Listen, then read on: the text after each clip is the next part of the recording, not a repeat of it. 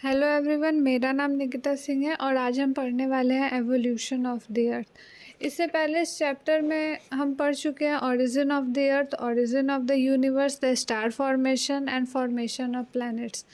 तो इस वीडियो में हम आगे पढ़ेंगे। आपको पता है इनिशियली हमारा प्लैनेट एक बैरन, रॉकी और हॉट ऑब्जेक्ट था with a thin atmosphere of hydrogen and helium. यहाँ पे लाइफ एग्जिस्ट ही नहीं कर सकती थी। इसका भी एटमॉस्फेयर ऐसा था जहाँ पे लाइफ एग्जिस्ट करने के चांसेस ही नहीं थे।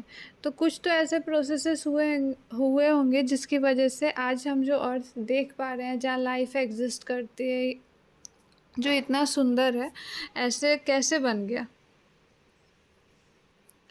तो इस सेक्शन में हम पढ़ेंगे कि what processes led to the evolution of life on the surface of the planet. The earth has a layered structure. हमारे एटमॉस्फेयर का जो आउटर मोस्ट एंड है, वहाँ से लेके सेंटर तक अर्थ के जो मटेरियल एग्जिस्ट करते हैं वो यूनिफॉर्म नहीं है।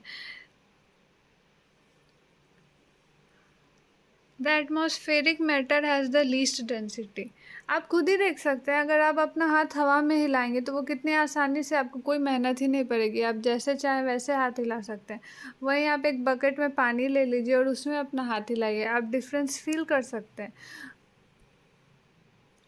From the surface to deeper depths, the Earth's interior has different zones and each of these contains material with different characteristics. हम एटमॉस्फेयर में ही देखेंगे कि हमारा एटमॉस्फेयर कितने हिस्सों में बटा हुआ है: troposphere, stratosphere, mesosphere, thermosphere, exosphere. इसके बारे में डिटेल में हम आगे के चैप्टर्स में पढ़ेंगे। उसी तरह क्रस्ट, मैंटल, कोर, उसमें भी आउटर कोर, इनर कोर, हमारा अर्थ ढेर सारे लेयर्स में बटा हुआ है, जिसके बारे में हम डिटेल में आगे के चैप्टर में पढ़ेंगे। तो अब हम बात करते हैं evolution of lithosphere. The earth was mostly in a volatile state during its primordial stage. जब अर्थ बना था तो वो स्टेबल नहीं था, वो बहुत चेंज कर रहा था। Due to gradual increase in density the temperature inside has increased. As a result, the material inside started getting separated depending on their densities. जब अर्थ का टेम्परेचर बढ़ा तो उसके वजह से जो मटेरियल वहाँ पे था वो अपने अपने डेंसिटी के अनुसार खुद ही एडजस्ट होना स्टार्ट हो गया। जो जिसमें ज़्यादा डेंसिटी थी वो नीचे चला गया और जो कम डेंसिटी वाला था वो ऊपर रह गया। इसकी वजह से क्या हुआ, हैवियर मटेरियल जैसे कि आयरन, ये सेंटर में चले गए और जो लाइटर वंस थे वो सरफेस पे रह गए। तो जैसे जैसे टाइम बीता ये और ज़्यादा कूल हुआ, उसकी वजह से ये सॉलिडिफाई हुआ और धीरे धीरे स्मॉलर साइज में कंडेंस हो गया। इससे क्या हुआ, आउटर सरफेस जो क्रस्ट का था, क्रस्ट के फॉर्म में है, वो डेवलप हुआ। लेकिन अभी तो अर्थ ये बनना स्टार्ट ही हुआ था कि उसी वक्त मून का फॉर्मेशन हो गया जाइंट इम्पैक्ट की वजह से। अब ये जायंट इम्पैक्ट क्या है, इसे हम द बिग स्प्लैट भी कहते हैं। इसका मतलब क्या है, एक body of size 1 to 3 times that of Mars, जो मार्स जितना बड़ा था उतना बड़ा प्लैनेट जैसा कुछ अर्थ से टकराया, जिसकी वजह से अर्थ का कुछ हिस्सा बाहर ब्लास्ट होके बाहर निकल गया। तो वो जो हिस्सा बाहर निकला वो अर्थ को ऑर्बिट करते रह गया और धीरे धीरे वो मून के, आज जो हम प्रेजेंट मून देख रहे हैं, वो फॉर्म हो गया। तो अभी तो अर्थ हमारा बनना स्टार्ट ही हुआ था, उसी समय द बिग स्प्लैट हो गया, जायंट इम्पैक्ट जिसे हम कहते हैं, उसकी वजह से वो फिर से हीटअप हो गया, फिर से गर्म हो गया। उसके बाद क्या हुआ, process of differentiation. The earth forming material got separated into different layers. We have layers like the crust, mantle, outer core and inner core. जैसे जैसे हम क्रस्ट से कोर की तरफ जाएंगे तो डेंसिटी जो रहेगा मटेरियल का वो बढ़ते जाएगा, क्योंकि हमने लेयर में बढ़ गया तो जो ज़्यादा भारी था वो नीचे चला गया और जो हल्का था वो ऊपर रह गया। इसीलिए हम लोग क्रस्ट से जैसे जैसे कोर की तरफ जाएंगे, सेंटर में जाएंगे, तो मटेरियल का जो डेंसिटी है वो बढ़ते चला जाएगा। इसके बारे में हम डिटेल में, इनकी प्रॉपर्टीज़ के बारे में नेक्स्ट चैप्टर में पढ़ेंगे। अब हम पढ़ते हैं evolution of atmosphere and hydrosphere. जो हम आज अर्थ के एटमॉस्फेयर का कंपोजिशन देखते हैं, इसमें ज़्यादा नाइट्रोजन और ऑक्सीजन है। लेकिन ऐसा नहीं था कि ये शुरुआत से ही ऐसा था। इसे बनने में 3 स्टेजेस लगे हैं। पहले स्टेज में जो अर्थ का प्राइमोर्डियल एटमॉस्फेयर था, वो गायब हुआ। प्राइमोर्डियल एटमॉस्फेयर में क्या था? हाइड्रोजन और हीलियम। सेकेंड स्टेज में क्या हुआ?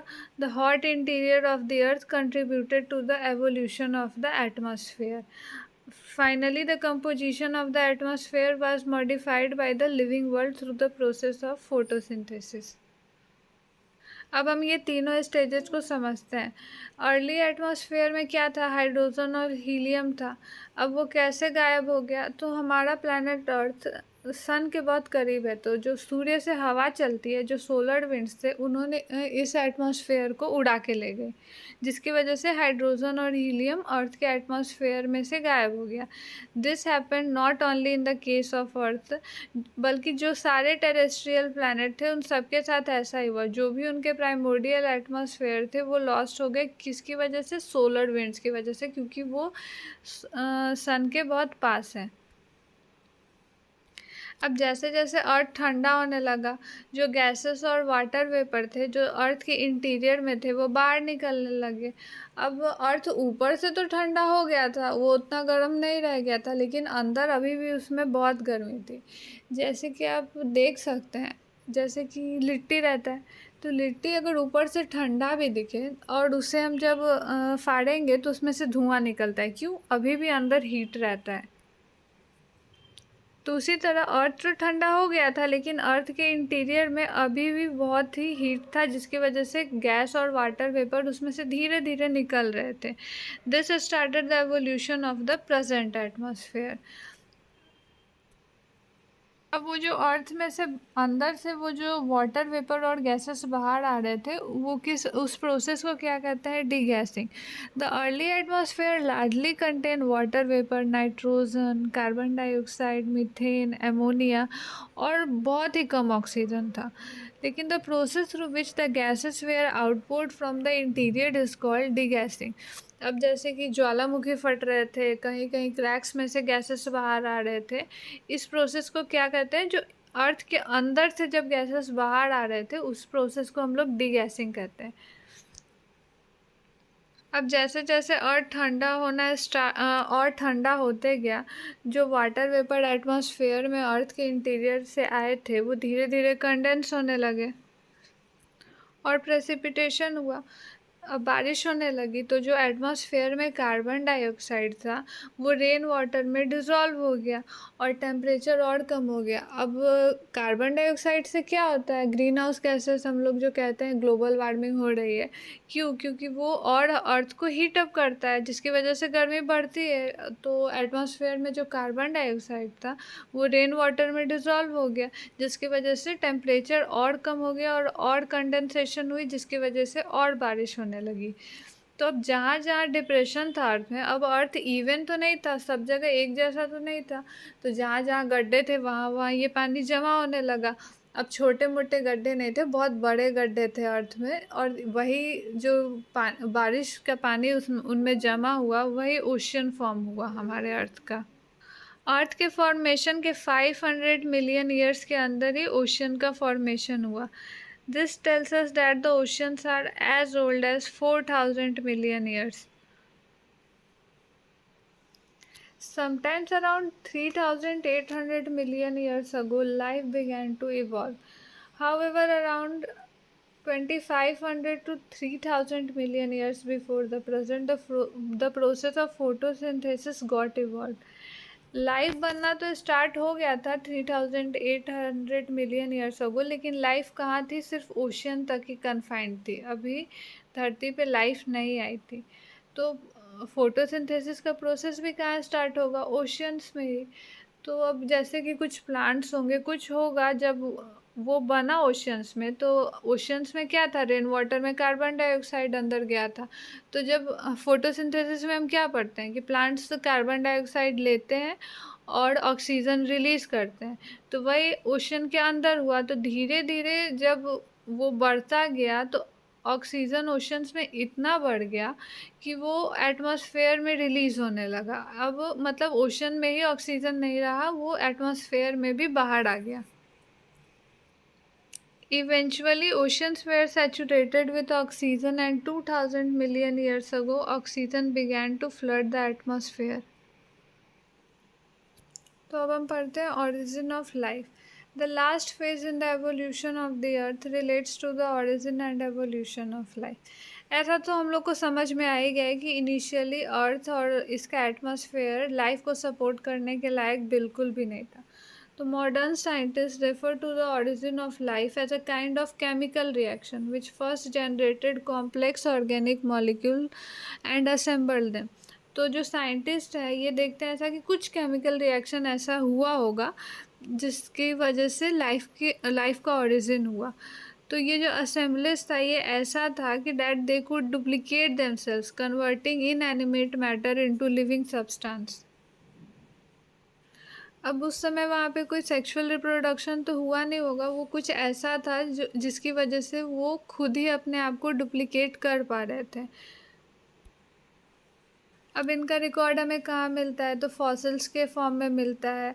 ऐसा हम देखेंगे कि इस प्लैनेट पे जो लाइफ एग्जिस्ट की है डिफरेंट पीरियड्स में उनके फॉसिल्स मिले हैं, जिसकी वजह से हमें पता चलता है कि ऐसा कुछ हुआ होगा। The microscopic structures closely related to the present form of blue algae have been found in geological formations much older than some 3000 million years ago. तो हमें फॉसिल्स मिले हैं जिसकी वजह से हमें पता चलता है कि ऐसा कुछ हुआ होगा, लाइफ कैसे बनी होगी। ऐसा एज्यूम किया जा सकता है कि 3800 मिलियन ईयर्स अगो पहले ये लाइफ इवॉल्व होना स्टार्ट हुआ होगा। तो यूनिसेलुलर बैक्टीरिया से जो आज हम मॉडर्न मैन देख रहे हैं ये धीरे धीरे कैसे एवोल्यूशन हुआ है इसकी समरी आपको इस टेबल जो जियोलॉजिकल टाइम स्केल का दिया हुआ है उसमें आप जाके देख सकते हैं। तो thank you so much. Please like share and subscribe और अपने फीडबैक कमेंट सेक्शन में ज़रूर दीजिएगा। Thank you.